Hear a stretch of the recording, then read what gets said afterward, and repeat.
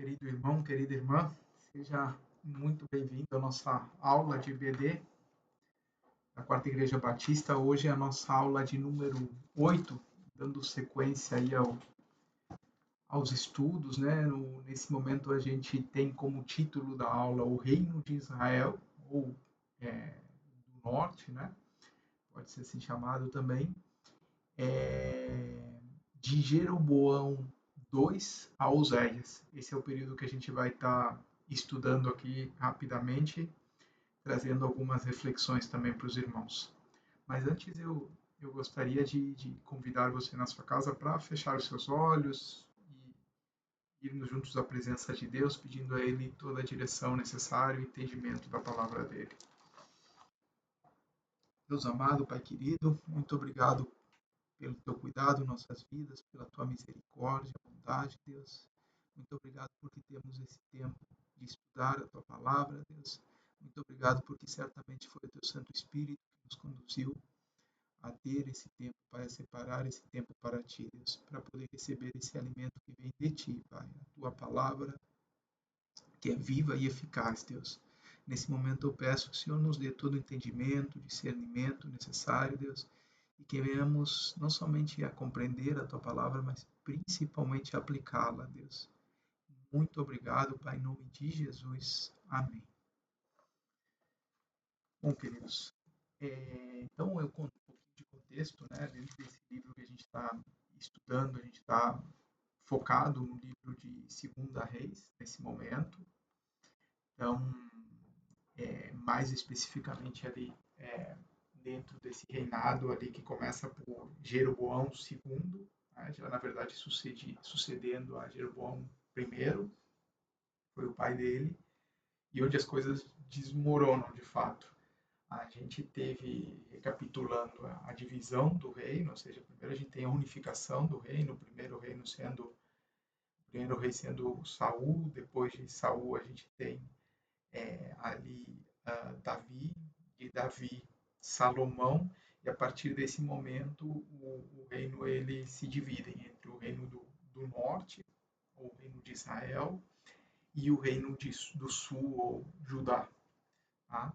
Então, basicamente, dentro dessa divisão tem uma sucessão de reis. O reino, o reino do norte, principalmente, ele acaba indo de mal a pior. Tá?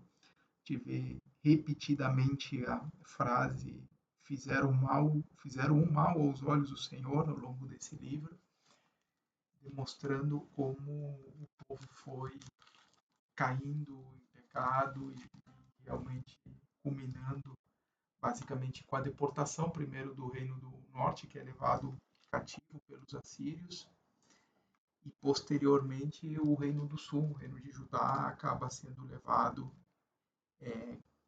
cativo também lá para a Babilônia. Tá? Então, o texto de hoje está em Segunda Reis, e eu te convido a abrir a sua Bíblia para ir acompanhando a leitura comigo, né, fazendo as anotações necessárias. O texto está em Segunda Reis 14, 23 a 29, o texto onde inicia esse segundo, esse reinado de Jeroboão II, que é o que a gente tem se proposto a começar o estudo. Nos diz assim a palavra de Deus lá em 2 Reis 23, que no 15º ano de Amazias, filho de Joás, rei de Judá, começou a reinar em Samaria Jeroboão, filho de Joás, rei de Israel, e reinou 41 anos. Fez o que era mal perante o Senhor, jamais se apartou de nenhum dos pecados de Jeroboão, filho de Nebate, que fez pecar Israel. Estabeleceu ele os limites de Israel, desde a entrada de Amate até o mar da planície, segundo a palavra do Senhor, Deus de Israel, a qual falara por intermédio de seu servo Jonas, o profeta Jonas, filho de Amitai, o qual era de Gate-Efer, porque viu o Senhor que a aflição de Israel era muito amarga, porque não havia nem escravo, nem livre, nem quem socorresse a Israel. Ainda não falara o Senhor em apagar o nome de Israel de debaixo do céu, porém os livrou por intermédio desse rei de Jeroboão, filho de Jeoás. Quanto aos mais atos de Jeroboão, tudo quanto fez, o seu poder, como pelejou e como reconquistou Damasco e Amate, pertencentes a Judá, para Israel, porventura não estão escritos nos livros da história dos reis de Israel? Descansou Jeroboão com seus pais, com os reis de Israel, e Zacarias, seu filho, reinou em seu lugar. O que a gente percebe desse início de reinado? Então, Jeroboão ele deu continuidade aos pecados que começaram a decadência ali, né, que já vinha desde o seu pai, Jeroboão I. E nesse momento, o Reino do Norte ele experimentou uma prosperidade material bem grande. A gente percebe que teve a realização ali como o restabelecimento das fronteiras, de fato ali é, o reino ele acaba se expandindo, recuperando parte dos territórios é, e, e, esse, e essa prosperidade material ela vem acompanhada de uma apostasia espiritual. A gente tem ali também os profetas Oséias e Amós ministraram também esse reino do norte. A gente tem essa expansão até confirmando a palavra que o profeta Jonas tinha colocado, né, tinha testemunhado, ou seja, é, sem devoção ali por, por Deus, Jeroboão, ele, pela força e por uma liderança inteligente, de certa forma, ele trouxe mais prosperidade a Israel do que o país tivera desde os tempos de Salomão. Só que o povo ele repousava em sua prosperidade e o grande problema é que ele não repousava no poder de Deus. Então a gente tem que essas bênçãos materiais elas acabam não sendo uma representação de bênçãos de Deus nesse caso aqui, tá? Porque não existia, na verdade, ali qualquer compromisso com o Senhor por parte do povo nesse momento. E dito isso, quando a gente continua nessa linha do tempo, depois de Jeroboão II até chegar em Oséias, a gente acaba tendo ali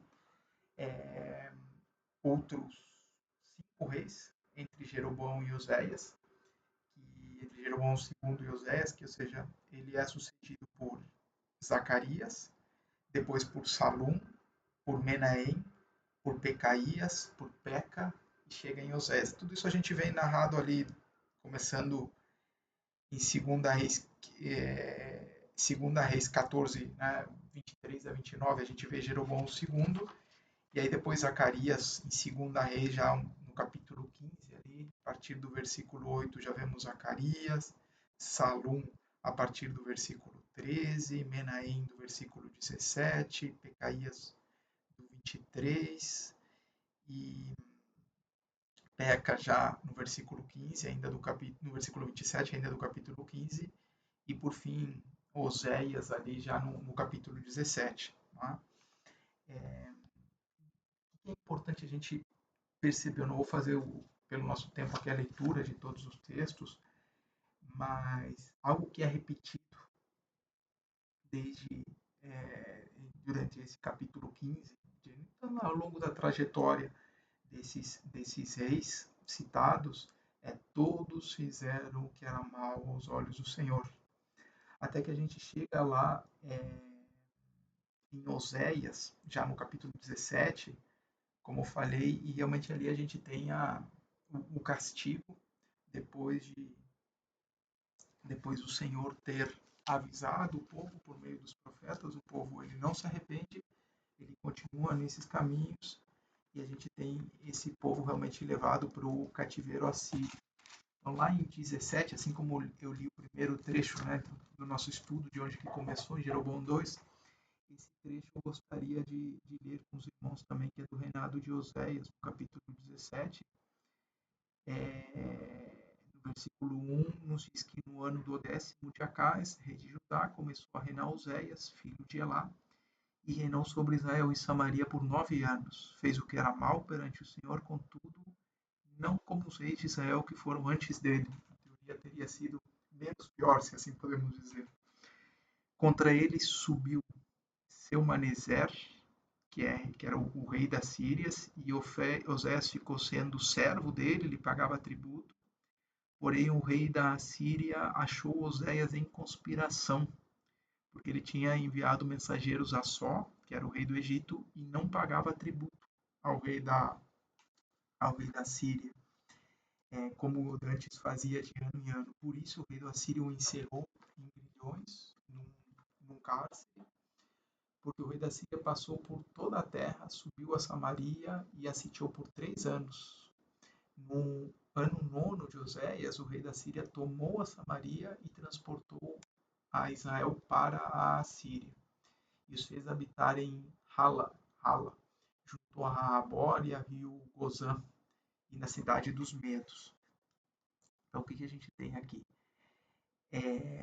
Basicamente, o, basicamente o Selamaneser, que é citado, né, como o rei da Síria, ele reinou ali mais ou menos em 727 a 722 a.C. E então eles tem o sítio de Samaria nesse momento, e quando os assírios foi quando eles deram início à destruição e à tomada efetivamente do reino do norte. E aí, em vez de pagar o tributo anual, né, que era devido para a Síria, nesse momento o reino do norte pagava como vassalo da Síria, Oséias ele tenta fazer uma aliança com Usorcom IV, que era o rei do Egito. E isso foi uma insensatez, porque a Síria era muito poderosa e Deus também ele proibia esse tipo de aliança com os regentes pagãos. Então essa rebelião acabou resultando finalmente na destruição ali do Reino do Norte. É, basicamente, a gente tem na continuidade desse texto os motivos que levaram ao cativeiro. Esses motivos eles estão listados aqui de 2 Reis, nesse capítulo 7, a partir do versículo 7 ao versículo 23. E eu gostaria de te convidar para passarmos uma leitura rápida por esses versículos, porque realmente deixa bem claro o porquê tudo isso aconteceu, porque todos esses castigos aconteceram, de fato, quando a gente pensa num Deus que é amoroso, mas é um Deus justo, é um Deus de justiça. Nos diz assim a palavra de Deus. Tal sucedeu, a partir do versículo 7, tal sucedeu, ou seja, dando continuidade à queda de Samaria, né, e eles terem ido ao cativeiro de Israel. Tal sucedeu porque os filhos de Israel pecaram contra o Senhor, seu Deus, que os fizera subir da terra do Egito, de debaixo da mão de Faraó, rei do Egito, e temeram a outros deuses. Andaram nos estatutos das nações que o Senhor lançara de diante dos filhos de Israel, e nos costumes estabelecidos pelos reis de Israel. Os filhos de Israel fizeram contra o Senhor, seu Deus, o que não era reto. Edificaram para si altos em todas as suas cidades, desde as atalaias dos vigias até a cidade fortificada. Levantaram para si colunas, postes ídolos, em todos os altos outeiros e debaixo de todas as árvores frondosas. Queimaram ali incenso em todos os altos, como as nações que o Senhor expulsara de diante deles. Cometeram ações perversas para provocarem o Senhor a ira, e serviram os ídolos, dos quais o Senhor lhes tinha dito: não fareis essas coisas. O Senhor advertiu a Israel e a Judá por intermédio de todos os profetas, de todos os videntes, dizendo: voltai-vos dos vossos maus caminhos e guardai os meus mandamentos e os meus estatutos, segundo toda a lei que prescrevi a vossos pais e que vos enviei por intermédio dos meus servos, os profetas. Porém, não deram ouvidos. Antes se tornaram obstinados, de dura cerviz, como seus pais, que não creram no Senhor seu Deus. Rejeitaram os estatutos e a aliança que fizera com seus pais, como também as suas advertências, com que protestara contra eles. Seguiram os ídolos e se tornaram vãos, e seguiram as nações que estavam em redor deles. das quais o Senhor lhes havia ordenado que não as imitassem. Desprezaram todos os mandamentos do Senhor, seu Deus, fizeram para si imagem de fundição, 2 bezerros, fizeram um poste ídolo, adoraram todo o exército do céu e serviram a Baal. Também queimaram a seus filhos e as suas filhas como sacrifício. Deram-se à prática de adivinhações e criam em agouros. E venderam-se para fazer o que era mal perante o Senhor, para o provocarem a ira. Pelo que o Senhor muito se indignou contra Israel e o afastou da sua presença, e nada mais ficou senão a tribo de Judá. Também Judá não guardou os mandamentos do Senhor, seu Deus, antes andaram nos costumes que Israel introduziu, pelo que o Senhor rejeitou a toda a descendência de Israel, e os afligiu e os entregou nas mãos dos despojadores até que os expulsou da sua presença. Pois, quando ele rasgou Israel da casa de Davi, e eles fizeram rei a Jeroboão, filho de Nebete, Jeroboão apartou a Israel de seguir o Senhor e o fez cometer grande pecado. Concluindo, assim andaram os filhos de Israel em todos os pecados que Jeroboão tinha cometido. Nunca se apartaram deles, até que o Senhor afastou a Israel da sua presença, como falara pelo ministério de todos os seus servos, os profetas. Assim foi Israel transportado dessa terra para a Síria, onde permanece até o dia de hoje, o dia que foi escrito esse livro. Mais à frente a gente vai ter, irmãos, ali também o renovo da população de Samaria. Então a gente tem, depois dessa conquista pelos assírios, é, tem o monte ali central, a região da planície costeira do antigo Reino do Norte de Israel, acabaram se tornando províncias assírias, e aí todo esse conjunto foi chamado de Samaria, que era uma homenagem à antiga capital. Ali, então, o rei assírio ele estabelece estrangeiros provenientes de outras regiões bem espalhadas, também conquistadas pelas assírias, e é onde começam essa mistura. Esses povos eles se casam com os poucos judeus que tinham escapado desse exílio, e aí tornam-se os samaritanos, né, que é um povo ali mestiço entre judeus e gentios, que mais tarde seria, então, odiado aí pelo povo, por muitos judeus no Novo Testamento. Então ali a gente vai ter essa continuidade dessa narrativa no capítulo 17, ainda vai falar sobre o culto misto dos samaritanos também, que eles, embora foram ensinados corretamente como adorar a Deus, esse povo ele colocava do lado de Deus todos os outros deuses de uma forma eclética, de uma adoração que era profana ao verdadeiro e único Deus vivo. A gente tem esse texto aí concluindo o, o reinado de Oséias e a queda de Samaria, Israel sendo levado ao cativeiro. Então, tendo passado por toda essa história muito rapidamente pela palavra do Senhor, o que a gente pode de fato concluir aqui, observar e trazer como reflexão para nossas vidas? Primeiro, eu creio que é a questão uma compreensão de que esse pecado, né, o pecado ele não destrói somente um indivíduo, ele destrói uma nação.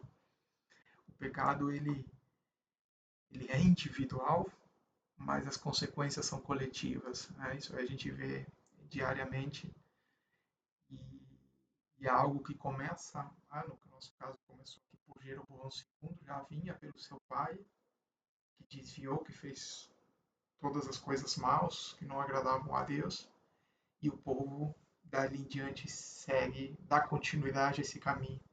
Tá? Ao mesmo tempo, eu enxergo que um ponto importante aqui de reflexão é a questão da disciplina do Senhor. Ou seja, do mesmo jeito que um pai disciplina um filho, Deus ele faz ele o faz por amor. A disciplina de Deus ela não é para destruir o povo, ela é para a restauração desse povo. Tá? Um outro ponto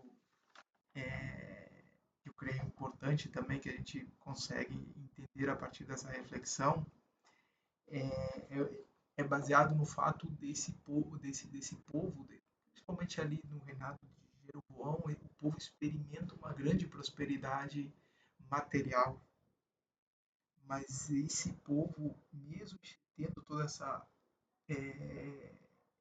prosperidade, eles não conseguem enxergar a miserabilidade espiritual em que eles se encontravam. Tá? Então isso reforça que a nossa necessidade ela não é de coisas, a nossa necessidade é do Senhor. Isso a gente consegue também se lembrar do que está escrito em Marcos 8,36. Pois que adianta o homem ganhar o mundo inteiro e perder a sua vida. E finalmente ali, é, eu acho que um ponto que muitas vezes essa prosperidade, ou seja, a gente tem muitos reis ali, muitos, até esses povos que, como a Síria conseguiu, os reis que conseguiram conquistar esse povo, ah, o povo de Israel e levá-los cativos e tudo, a gente percebe que, na verdade, naquele momento, provavelmente aquelas pessoas estavam sendo consideradas muito sucesso, consideradas que, ou seja, que elas estavam alcançando ali, estavam prosperando de fato, e a gente consegue ver hoje isso na nossa sociedade. Quantas vezes a gente olha para determinadas pessoas e quando a gente pesa na balança, né, os atos dessas pessoas, a gente pensa como é que essa pessoa consegue prosperar, fazendo tudo isso que certamente não é agradável a Deus. Então, acho que aí é importante a gente se lembrar também que no final ninguém vai escapar do tribunal de Cristo. Ou seja, todos nós um dia compareceremos a esse tribunal. Daremos conta das nossas ações, de tudo diante do Senhor.